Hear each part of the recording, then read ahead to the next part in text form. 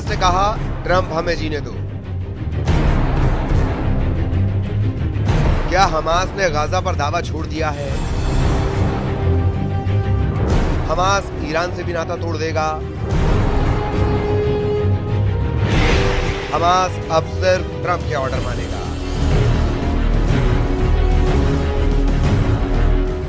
न बम फटा, न मिसाइल चली, न ही जंगी जेट उड़े। बात बात पर बारूद बरसाने वाला हमास, इजराइल को उसके घर में घुसकर मारने वाला हमास सरेंडर मोड में आ गया है।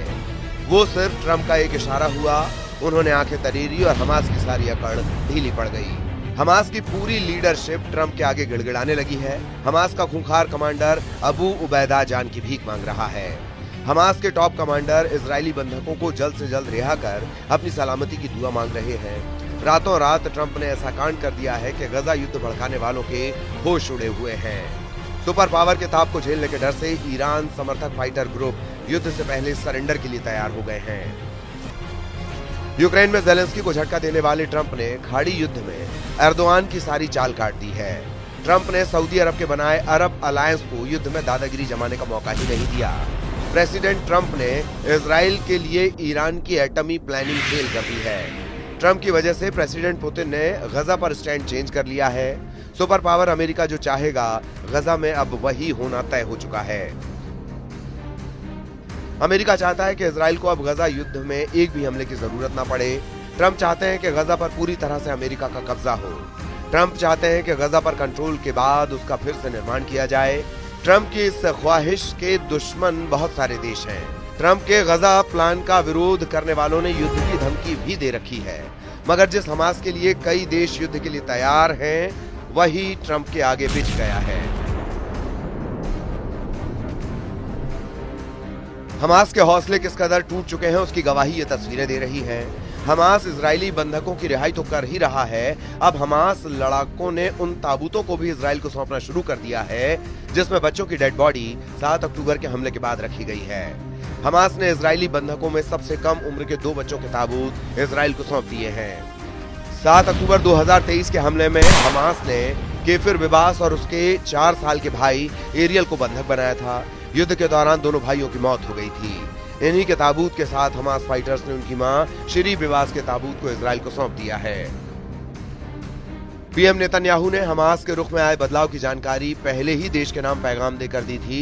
इसमें नेतन्याहू ने साफ कहा था कि इजराइल राक्षसों से युद्ध लड़ रहा है, लेकिन बहुत कुछ शॉकिंग होने वाला है। नेतन्याहू ने जिस शॉकिंग डे की बात कही वो 20 फरवरी का है, जिस दिन हमास ने गजा को फलस्तीन के हवाले करने का ऐलान कर दिया। हमास लीडरशिप इस बात के लिए तैयार है कि गजा में उसे कुछ नहीं चाहिए। फलस्तीन की गजा पट्टी को हमास फलस्तीन अथॉरिटी को सौंपने पर राजी है। फलस्तीनी अथॉरिटी अंतर्राष्ट्रीय स्तर पर मान्यता प्राप्त फलस्तीनी सरकार है। ये 1993 के ओस्लो समझौते के तहत आंशिक रूप से वेस्ट बैंक पर शासन करती है।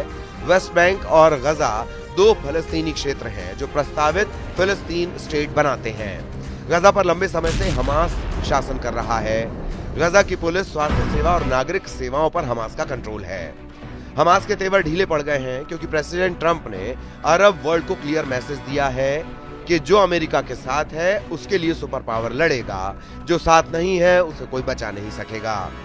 ट्रंप की धमकी ने हमास को अगले एक्शन का सिग्नल दे दिया है। इजराइल से युद्ध में हाफ हो चुकी पावर से हमास अमेरिका से टकराने के ख्वाब से भी अधमरा हो चुका है। हमास की मिलिट्री विंग की कमर टूट चुकी है। हमास की पॉलिटिकल लीडरशिप में भी सुप्रीम कमांडर तक नहीं बनाया जा रहा है। अब तक हमास जिन्हें चीफ बनाता है उन्हें इजराइल मार डालता आया है। इसी डर से हमास अपने लीडर के नाम का खुलासा तक नहीं कर रहा है। जिन लोगों के नाम हमास के साथ अभी सामने आते हैं उनमें किसी के पास ट्रंप से नाफरमानी की हिम्मत नहीं है। इस्माइल हानिया की मौत के बाद हमास की पॉलिटिकल विंग का चेहरा खालिद मेशाल को बताया जाता है। खालिद हमास की पोलित ब्यूरो का सदस्य भी है। दूसरा नाम जिसे दुनिया फिलहाल हमास के लीडर के तौर पर पहचानती है वो है खलील अल हया, जिसे हमास का डेप्यूटी चेयरमैन कहा जाता है। इसके साथ ही हमास की मिलिट्री विंग के कमांडर के तौर पर अबू उबैदा का नाम लिया जाता है, जो कभी भी सामने नहीं आता। 7 अक्टूबर के बाद इजराइल ने चुन चुनकर हमास के कमांडरों का खात्मा किया है। बाकी जो लीडर और कमांडर बचे हैं उन्हें अमेरिका से मौत का डर सताने लगा है। प्रेसिडेंट ट्रंप के गजा प्लान का जिसने विरोध किया वो मौत को दावत देने वाला जोखिम उठाएगा। इसकी एक वजह प्रेसिडेंट ट्रंप के खेमे में आ रहे ताकतवर मुस्लिम देश भी हैं। अजरबैजान के राष्ट्रपति इल्हाम अलीयेव के सहायक हिकमत हाजीएव ने नेतन्याहू से मुलाकात की है। इस मुलाकात को खाड़ी में बड़े बदलाव की शुरुआत माना जा रहा है। हाजीएव की इजराइल यात्रा अब्राहम समझौते में अजरबैजान को शामिल होने का सिग्नल दे रही है। मुस्लिम बहुल देश अजरबैजान की इजराइल से दोस्ती ने ईरान को भी झटका दिया है। अजरबैजान ईरान के सुप्रीम लीडर अली खामेनेई को खतरा मानता है। अजरबैजान इजराइल के बीच गर्मजोशी की वजह प्रेसिडेंट ट्रंप हैं, जिन्होंने पद संभालने के बाद ज्यादा से ज्यादा मुस्लिम देशों से अब्राहम अकॉर्ड में शामिल होने की अपील की थी। इस अपील का असर भी तेजी से दिखने लगा है। इजराइल के मजबूत होते खेमे ने ट्रंप के बारूदी इरादे ने हमास जैसे फाइटर ग्रुप को झुकने पर मजबूर कर दिया है। हालांकि हमास के हालिया कदम को इजराइल के एक्सपर्ट नई चाल मान रहे हैं। ट्रंप के गुस्से से बचने के लिए हमास 2 कदम पीछे हटने को तैयार है। जैसे ही प्रेसिडेंट ट्रंप का फोकस गजा से शिफ्ट होगा, हमास अपने असल अवतार में आ सकता है। मगर यह हमास की आखिरी गलती होगी। ट्रंप का ट्रैक रिकॉर्ड है कि वो धमकी नहीं, धमाके के लिए कुख्यात है। दुश्मन को उसके घर में घुसकर मारना अमेरिका का स्टाइल है।